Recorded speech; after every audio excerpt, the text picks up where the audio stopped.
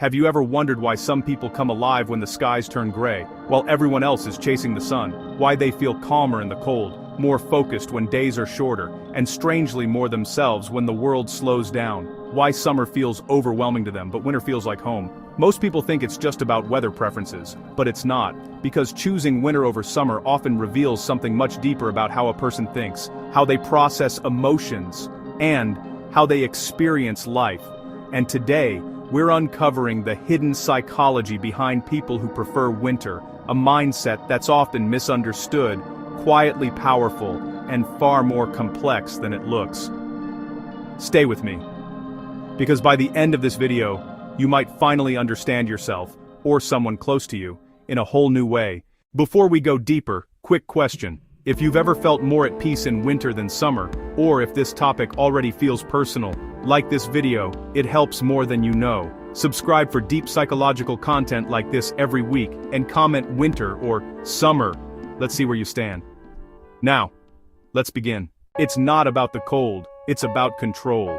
People who prefer winter are often deeply sensitive to overstimulation. Summer is loud, bright, fast, socially demanding, long days, constant activity, pressure to be outside, pressure to enjoy life. Winter, on the other hand, offers something rare in modern society: permission to slow down. Psychologically, winter lovers tend to crave environments where they can control their energy, regulate stimulation, choose solitude without guilt.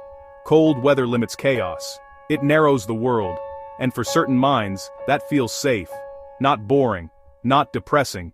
Safe. Winter lovers are often deep thinkers. There's a strong connection between winter preference and introspective personalities. These are people who think deeply before they speak, reflect often, and feel emotions intensely but privately. Winter mirrors their inner world. Shorter days encourage reflection. Quiet nights invite thought. Cold weather creates emotional depth, while summer pushes outward, socializing, noise, exposure.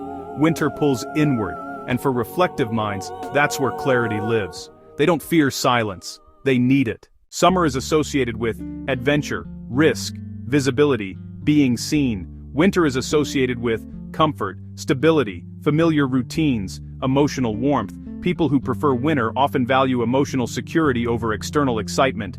They'd rather sit inside with meaningful conversation, read, create, think, build deep connections instead of many shallow ones. This doesn't mean they lack joy, it means they experience joy internally, not performatively. Here's something most people don't realize. Darkness feels protective to some personalities. Bright sunlight exposes, darkness conceals. Winter reduces visibility, and with it, pressure. People who prefer winter often feel less judged, less observed, less forced to perform psychologically. This points to individuals who are emotionally aware, self-conscious in a thoughtful way, more comfortable being than showing they don't disappear in winter. They finally breathe. Winter isn't gentle. It's harsh, unforgiving, and people who love it often have quiet resilience. They're used to discomfort, they've learned to endure, they don't need ideal conditions to function. Mentally, this often shows up as emotional toughness, high self-reliance, the ability to sit with discomfort instead of escaping it.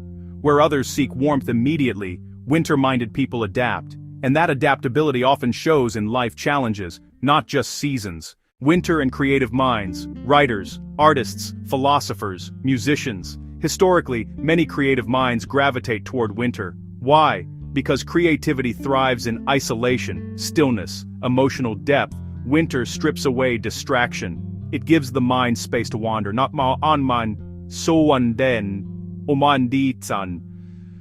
Choan danger badger andar andestaten sate suban shan. Boy kandur dwan. Indian den do.